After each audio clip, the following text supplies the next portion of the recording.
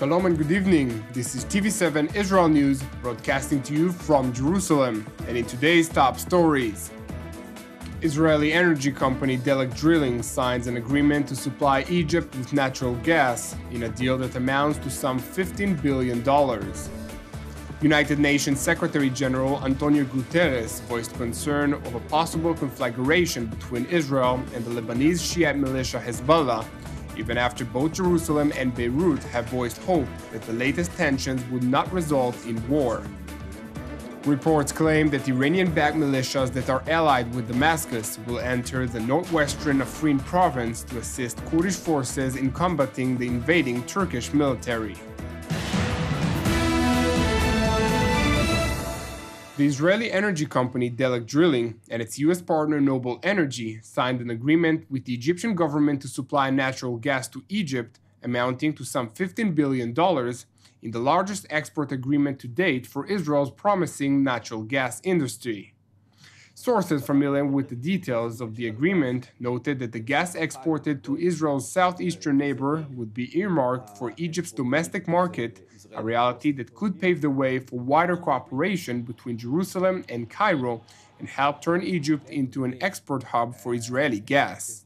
The gas will be delivered from Israel's Tamar gas field, which is already operational, and the larger Leviathan field, which is set to go online in late 2019. The gas is expected to begin flowing to Egypt late next year.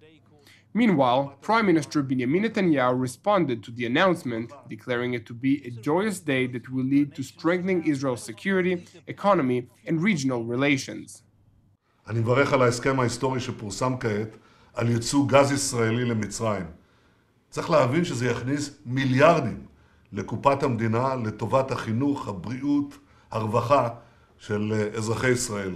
הרבה לא האמינו במתווה הגז, הובלנו אותו מתוך ידיעה שזה יחזק את הביטחון שלנו, יחזק את הכלכלה שלנו, יחזק גם את היחסים האזוריים, אבל מעל הכל זה יחזק את אזרחי ישראל. Now to another matter. United Nations Secretary General Antonio Guterres voiced concern of a possible conflagration between Israel and the Lebanese Shi'ite militia Hezbollah, even after both Jerusalem and Beirut have voiced hope that the latest tensions will not result in war. During a press conference at Lisbon University, the world body's Secretary General stressed that while efforts are made by international powers to alleviate the situation, the unpredictable climate of the Middle East could trigger one spark into an all-out war. O pior pesadelo seria se viesse a haver confronto entre Israel e o Hezbollah, que se agora viesse a acontecer, e como digo, espero que não aconteça, e quer israelitas, quer o Hezbollah têm manifestado a vontade de que ele não ocorra, mas basta às vezes uma faísca para desencadear este tipo de conflitos no clima de imprevisibilidade em que vivemos. E se esse conflito tiver lugar, o nível de destruição que podemos esperar no Líbano é absolutamente devastador. E por isso há grandes fontes de preocupação relacionadas com a questão que colocou.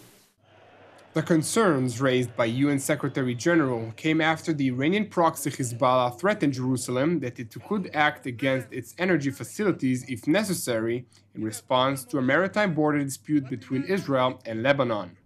The situation had rapidly deteriorated after Lebanon decided to put up an offshore energy exploration tender in a disputed area of sea of around 860 square kilometers, which drew participation of several international corporations against the will of the Jewish state. The Lebanese move drew condemnations and threats from Israeli officials that declared that the disputed territory, which is titled Block 9, belonged to Israel's territorial waters. Meanwhile, in response to Prime Minister Netanyahu's declaration, during which he reiterated Jerusalem's red line with regard to ongoing efforts by Iran to put a so-called noose of terror around Israel's neck that will force Israel to act to defend itself, UN Secretary General Antonio Guterres warned that the situation will ramp up tensions all over the region. Mais recentemente, a percepção dos israelitas é de que há uma presença crescente do Irão, nomeadamente através de várias milícias na Síria que se aproximam da fronteira israelita e do reforço potencial do Hezbollah, o que causa uma forte tensão e devo dizer-lhe que eu tenho profundo receio de escaladas difíceis de prever em toda a região. Now to the ongoing conflict in Israel's northern neighbor, where Syrian state media reported that Iranian-backed militias that are allied with the Damascus regime will enter the northwestern Afrin province to assist Kurdish forces in combating the invading Turkish military. The announcement came after reports claimed that the deal was struck between the Syrian army and the YPG militia, a Kurdish force that Ankara views as a threat along its border region with links to the Kurdistan Workers' Party, PKK, an internationally recognized terror organization. Turkey began its Afrin operation with allied Syrian rebels last month against the YPG, which is the most powerful militia within the US-backed SDF alliance, causing tension between Washington and Ankara. However, after NATO allies announced a rapprochement, the Kurdish militia has sought help from Damascus, which has declared Turkey's operation an illegal assault on Syrian sovereign territory.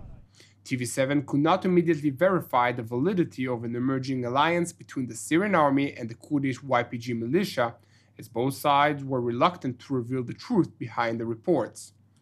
That said, on the ground, Iranian-backed militias that support the Syrian army have not yet entered the Afrin region, with no signs of an immediate deployment. Meanwhile, Turkish Foreign Minister Mevlut Cavusoglu warned that while Ankara supports Syria's territorial integrity, will confront any force that will seek to assist the Kurdish militias. That said, during a joint press conference with his Jordanian counterpart in the city of Amman, the Turkish top diplomat said that if the Syrian regime would enter Afrin province to assist Turkey in eradicating the Kurdish threat, Ankara would welcome Damascus's assistance. Ve en güçlü destekleyen ülkelerden bir tanesi biziz. Şimdi rejim buraya girer mi girmez mi? Girerse ne için girer? Bu önemli. Eğer rejim buraya PKK'yı, YPG'yi temizlemek için girerse problem yok. Eğer rejim buraya da YPG'yi korumak için, koruma sağlamak için giriyorsa bizi, Türkiye'yi ve Türk askerini hiç kimse durduramaz. Bu Afrin için de geçerlidir, Münbiç için de geçerlidir, Fırat'ın doğusu için de geçerlidir. Yani bu nokta önemlidir. Teşekkür ediyorum. Turkish President Tayyip Erdogan reportedly held a phone conversation with his Russian counterpart Vladimir Putin, during which he warned that Damascus would face consequences if it struck a deal with the YPG militia, and emphasized that the Turkish offensive in Afrin would continue. There was no immediate comment from the Syrian military or from Moscow. Now to a related matter. Turkey said it hopes a planned military operation into Syria's Manbij will not be necessary, and that it would instead resolve differences over the town through dialogue with the United States, while warning Washington that if such a diplomatic solution would not be achieved, Ankara will be forced to expand its operation to the city of Manbij. Eğer netice çıkmazsa bu görüşmelerden elbette son sözü yine Türkiye kendi söyleyecektir. O zaman oradaki teröristleri, Afrin'deki teröristleri nasıl temizlediyse aynı şekilde temizleyecektir. Umarız ki böyle bir harekata gerek kalmadan diyalog yoluyla bu konu çözülür. Turkey has a 911 kilometer border with Syria, around 600 kilometers of which is currently under the control of the YPG militia, the most powerful force within the US-backed SDF alliance. Turkish President Erdogan vowed to extend the Turkish offensive toward the city of Manbij, which is part of a Kurdish-held territory some 100 kilometers east of Afrin. The main obstacle to Turkish objectives, however, lays at the fact that some US forces have been stationed in Manbij since 2016, when the city was liberated from the Islamic State. Thank you for joining us. Keep praying for the peace of Israel and the peace of Jerusalem. I'm Yair Pinto. Have a good evening, and we will see you again tomorrow at the same time.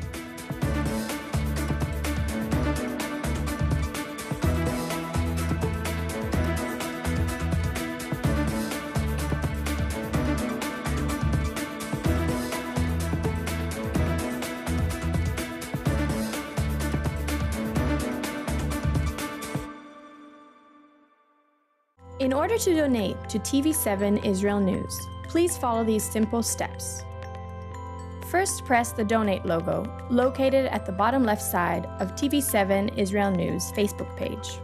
or on the Donate tab at the head of the page. Then insert the amount you'd like to donate and fill in your credit card information. Just like this. And press Review Donation and continue. After reviewing your donation details, please press Donate to finalize your donation. That's it! Your donation is now complete, and an email with your donation details has been sent to your email address. You can also print your donation receipt by pressing the link here. Thank you for supporting TV7 Israel News.